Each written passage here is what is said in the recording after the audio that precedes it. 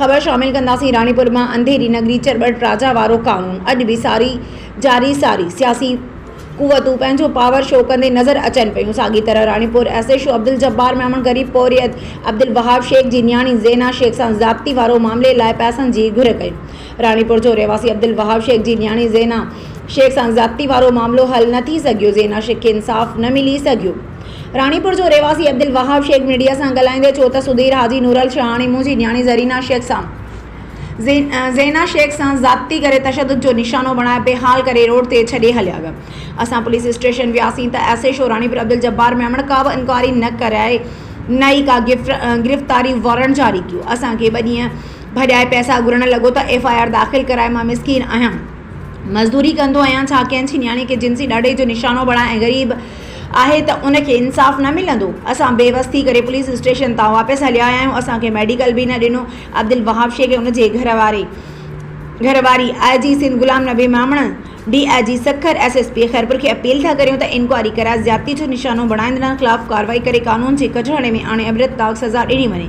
जे कंहिं ग़रीब जी न्याणी सां ज़्यादती न थी असांखे इंसाफ़ फराहम कयो वञे। बाबा ईअं आहे त जशन हो इमाम हसन जो जी, पोइ उते राज सॼो अवाम वेंदो आहे जी, उतां जो छोकिरी मुंहिंजी वई वॾाए त सुधीर हाजी ॾिठो, उनखे छोकिरीअ खे फ़ोन कयईं, पोइ कंसां बि ॻाल्हायईं। जी, पोइ छोकिरियूं तो जशन तो जो मोटी आई त छोकिरीअ खे सुधीर हाजीअ बांह मां वठी ज़बरदस्ती करे वात ते हथु ॾेई मोटरसाइकिल ते विहारे नूरल शाणीअ खे ॾिनई। जी, नूरल शाणीअ सां ईसन शाह गाज़ीअ ताईं गॾियो वियो आहे। जी, ईसन शाह गाज़ीअ खां पोइ मोटी आयो आहे।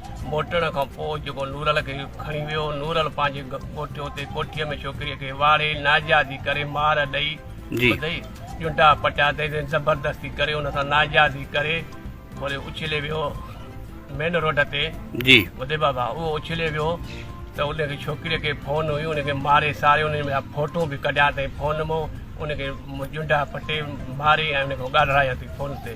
उहो उछले वियो। छोकिरी असां ॾे फ़ोन कई त बाबा मूंखे नूरल अगवा करियो आहे सुधीर शाहाणी और सुधीर हाजी, जी, सो मूंखे त स्टार तो खणी वञो। उहा छोकिरी वीचारी धिका थाबा खाईंदी आई मोटर हिन खां बि हाल पुछंदासीं त अमर ही जेको वाक़ियो थियो आहे तव्हांजी न्याणीअ सां ज़ुल्म जेको थियो आहे हेॾो वॾो, असांजी रानीपुर जी मीडिया बि ख़ामोश आहे, ख़बर न आहे अलाए छो छाजे करे। काथे बि थोरो काथे ख़ुशीअ जी ख़बरूं हूंदियूं आहिनि, मीडिया जी जेको आहे ज़ीनत ठहंदा आहिनि, किथे MNA MPA। मां हितां चूंडियल नुमाइंदा हितां जो असांजे तक जो MNA सैयद पंहिंजो फज़ल अली शाह साहब ऐं MPA शरियार शौकत राजपर साहब, जिन खे त ख़ुदा तव्हां हितां वोट वठी विया आहियो, गॾे जी शहर मां चूंडिजी विया आहियो।